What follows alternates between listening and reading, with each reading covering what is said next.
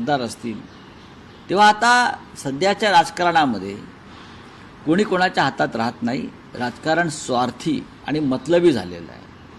लोकांना तात्कालिक फायदे हवे आहेत, त्यासाठी लोक जातात.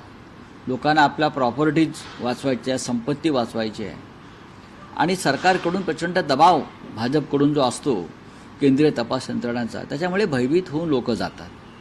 शरद पवारांना सोडून गेलेले लोक किंवा फार चांगल्या आनंदी मनाने गेले असतील असं मला वाटत नाही. अजित पवारांचा ज्या प्रकारे अपमान सुरू आहे भाजपमध्ये, म्हणजे अजित पवारांना न विचारता त्यांच्याच पक्षातल्या माणसाला मंत्री केलं भुजबळला.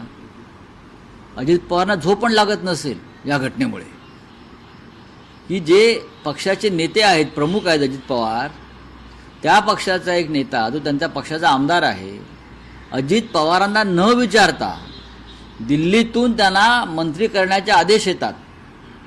एक लक्षात घ्या, अशा वेळेला काय करायचं? उद्या एकनाथ शिंदे यांच्या पक्षातल्या एक दोन लोकांना असे दिल्लीतनं आदेश घेऊन येतील.